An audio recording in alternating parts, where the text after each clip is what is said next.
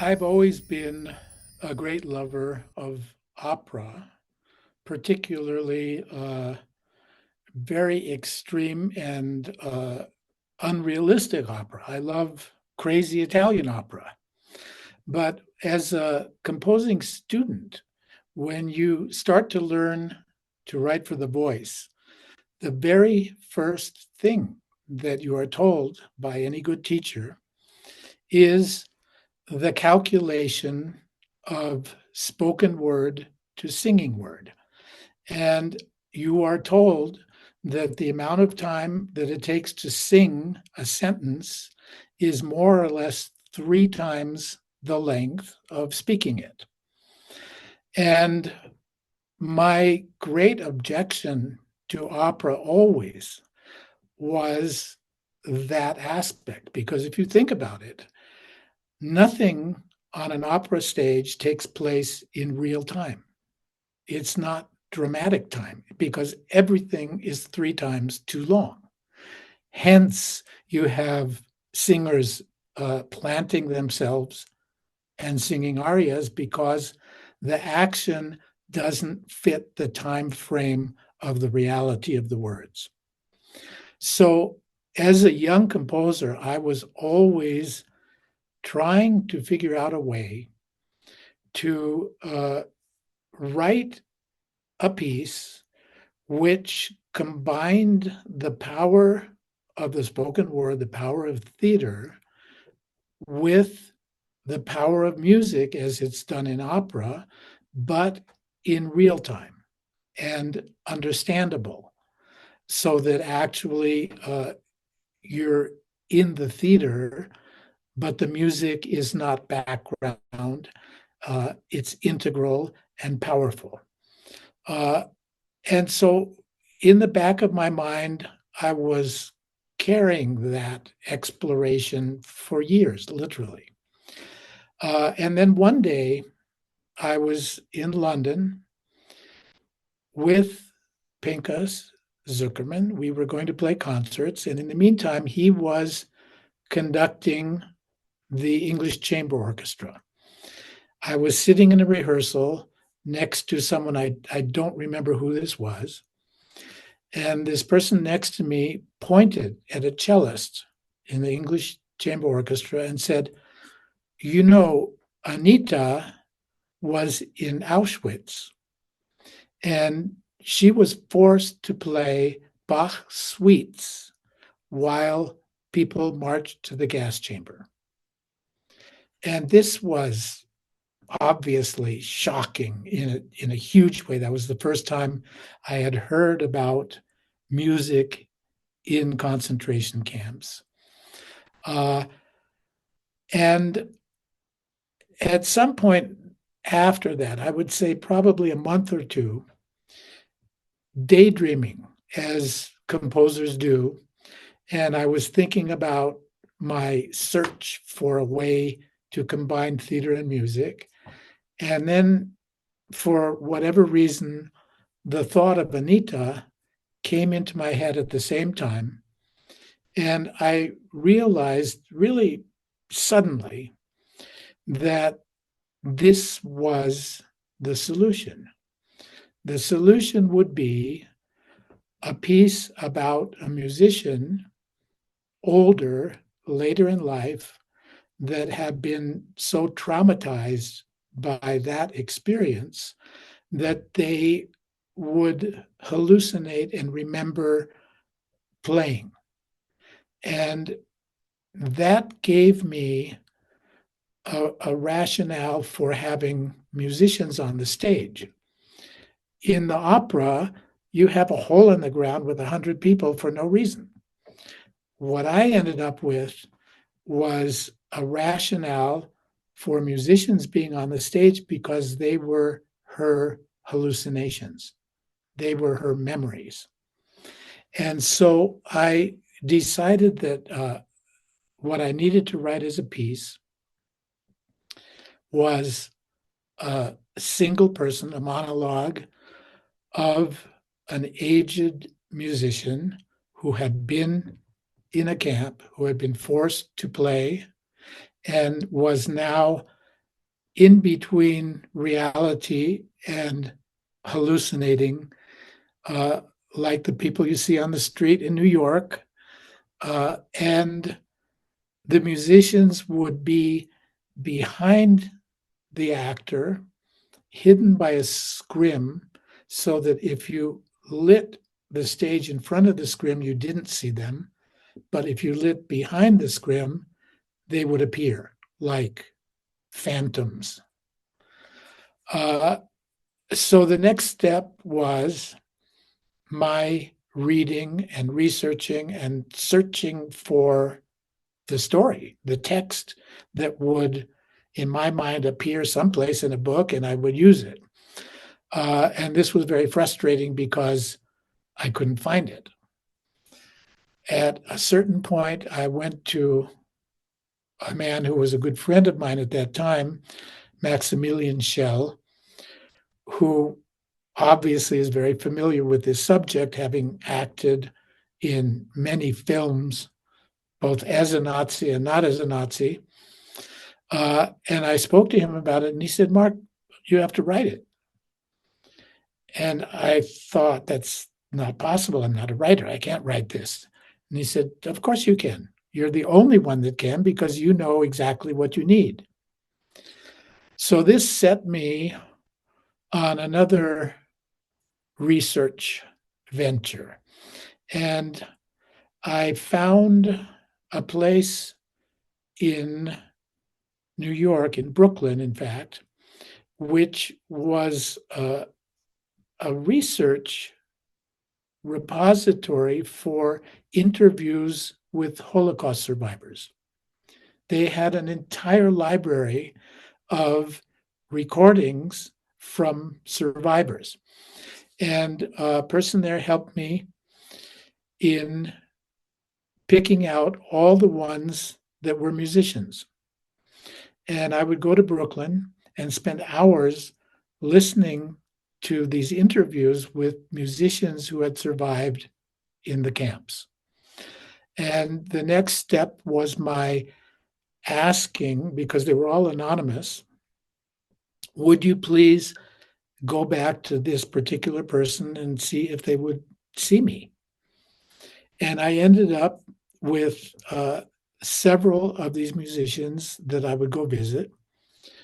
The most shocking thing about this, and I should set the time, this would be 1979. The biggest shock was going to visit these people in New York and realizing that they weren't 150 years old. They were younger than I am now, it being not that long after the war. And I spoke to many of them. I recorded and I cataloged all of the different stories. And then I set about to create a character that was not any single one of these people, but was a kind of amalgamation of many different events that had happened to each of them into one person. Lachen Sie nicht! Everyone plays an instrument. Blockflöte, Akkordeon, Bratsche, Alphorn, Strauss, Alpensymphonie.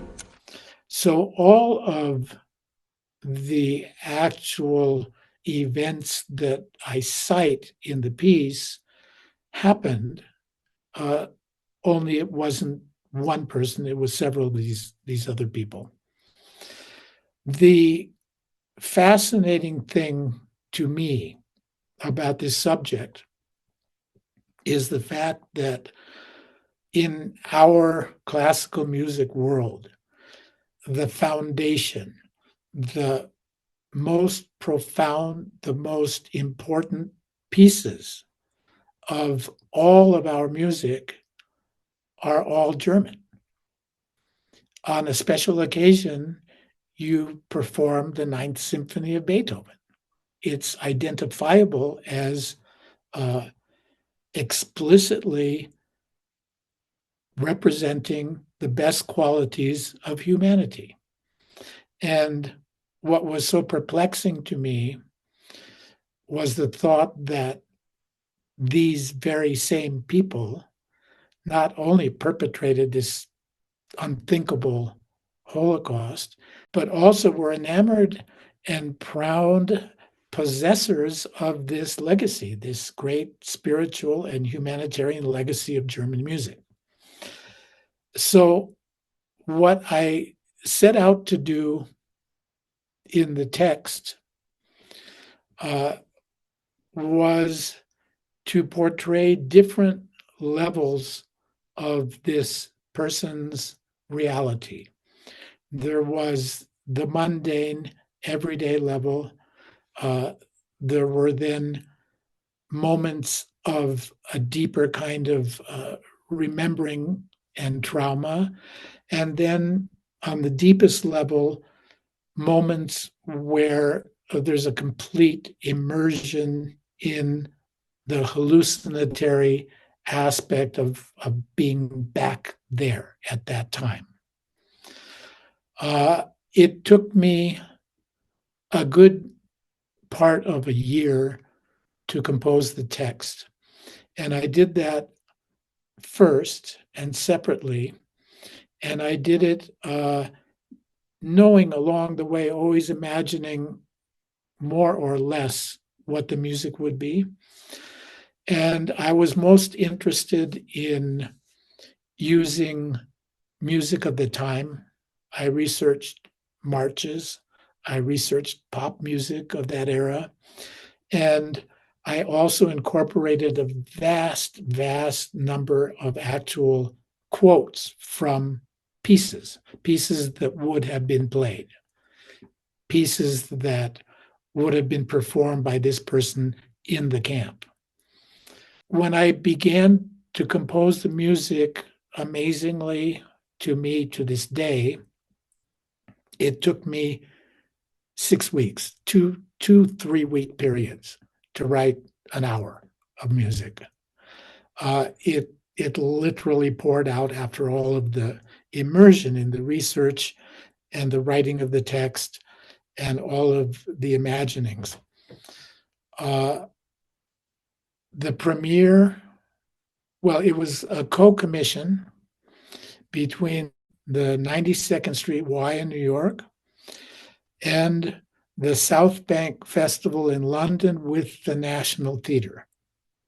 The premiere took place in London in 1980 in the summer as part of the South Bank Festival. Co-production with the National Theatre, magnificent, incredible musicians. I can tell you who they were: Pinchas Zuckerman, violin; Jamie Laredo, viola; Sharon Robinson, cello; Joseph Kallichstein, piano; Eugenia Zuckerman, flute; magnificent English oboe player and clarinetist, and one of the great percussionists of all time, Gary Cattell. Conducted by Sylvain Camberlang, because I didn't want to do that. I wanted to be in the theater and observe everything. The premiere at that time, because of how the state of journalism was, had in the audience 11 newspapers, 11. 5 or 6 from London itself, and then Manchester, and here and there and every place. And uniformly, the 11 articles written, which I keep to this day together, were probably the most awful, the most destructive, catastrophic reviews that I have ever, not only myself had, but ever seen. Apparently, this was so offensive to the English proper audience that they attacked me. I mean, it was amazing how much terrible language critics could find to describe this piece. And I thought, well, okay, that was that, and I'll move on and write a string quartet or whatever. And nothing happened for about 2 years. After 2 years, there was a German baritone, a singer, who heard about the piece. Oh, I should go back and explain one other rather significant aspect of this. My dear friend at that time, Christopher Nupin, who is undoubtedly the greatest documentary filmmaker of classical music ever, decided that this should be filmed. And he managed, through a series of really spy film adventures, to raise the money to do this.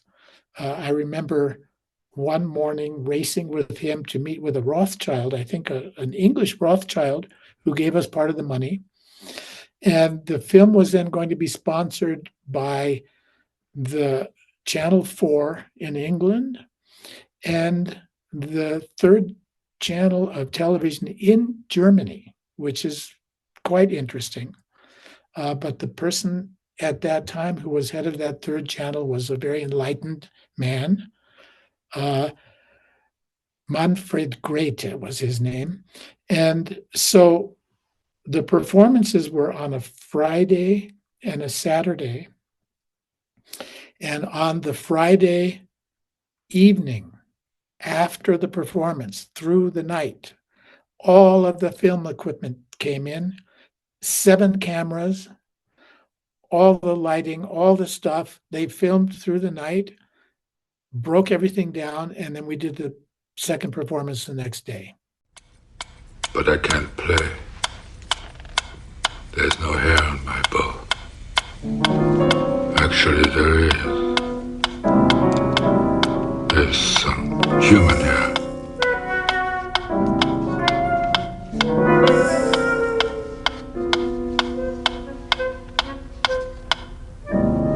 My hair has grown back. Beautiful. Of course, it goes much better after it's been shaved off. Quite amazing. But yet, after this performance and these reviews, nothing happened. After a bit, the German baritone appears and wants to revive the piece. Where does he want to do this? Of all places, in the heart of what this is all about, in Vienna.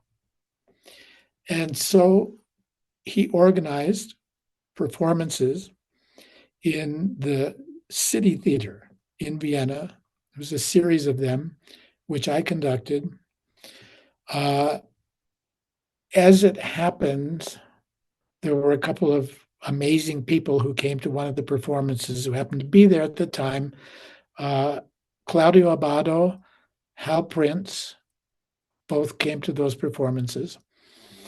And pretty much immediately after that, the piece went completely crazy.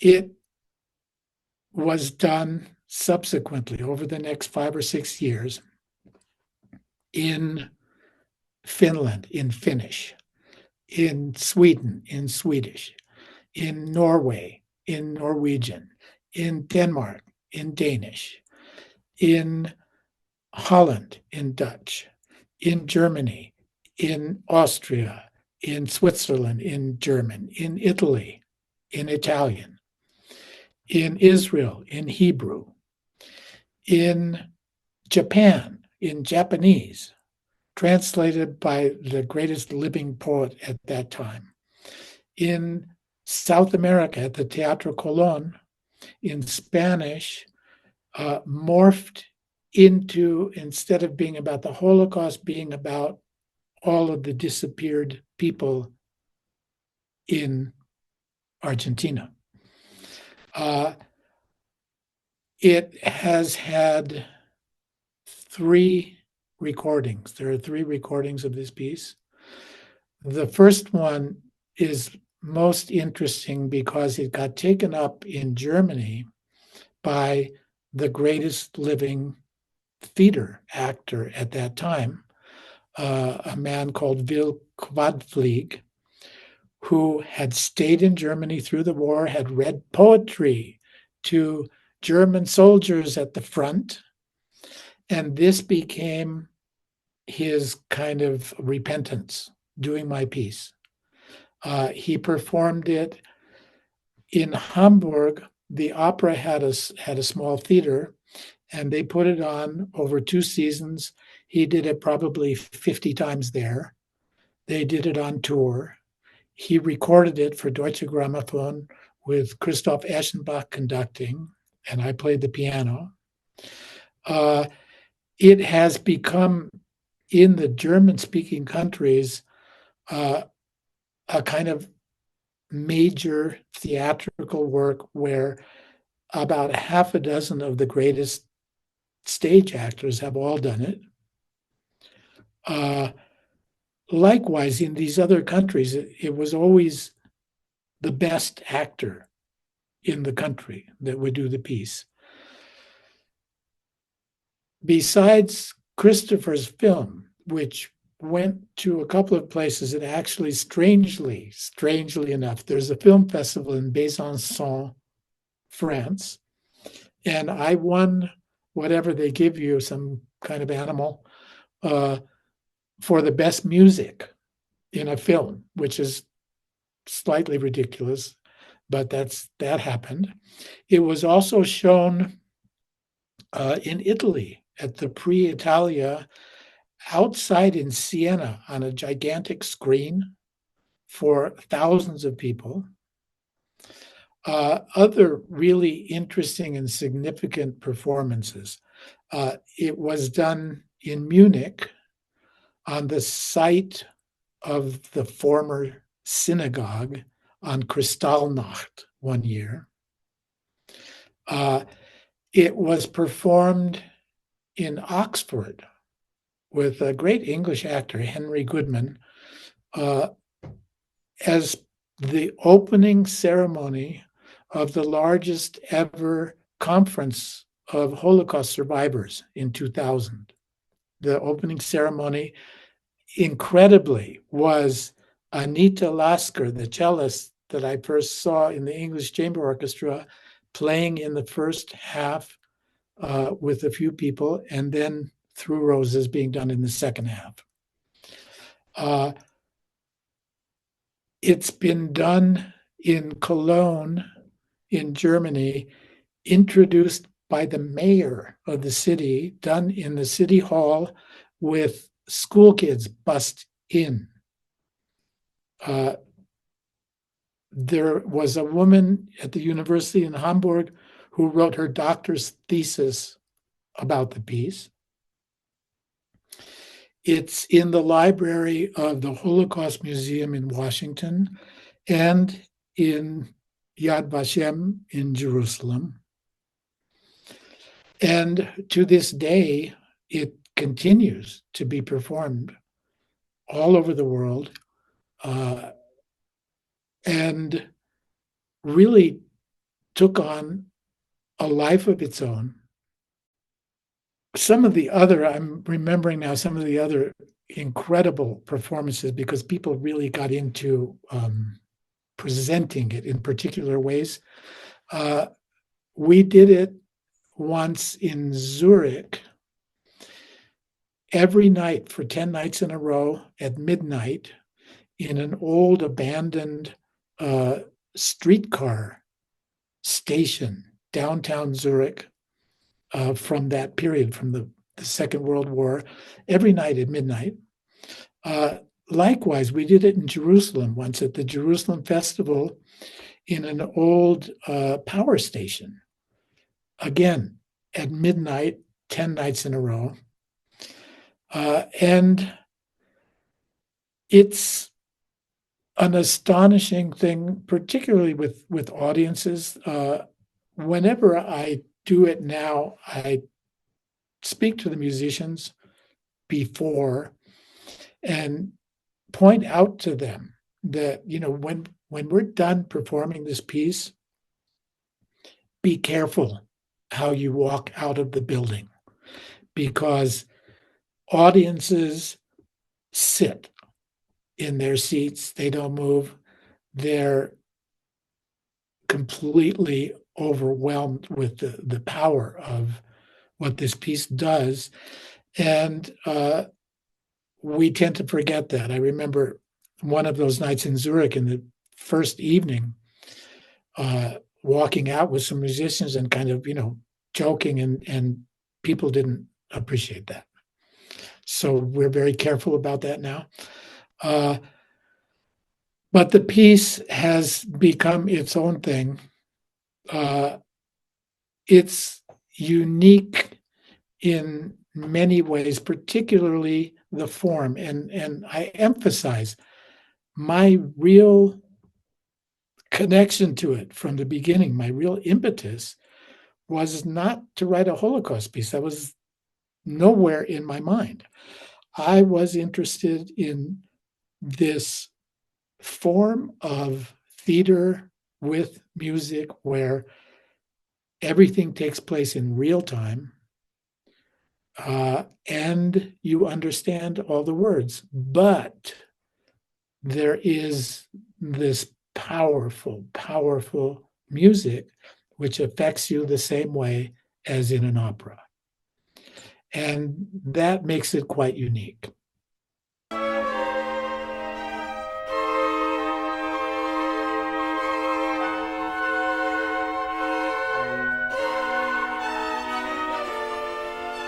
Ganz ohne Huld meiner Leidensschuld,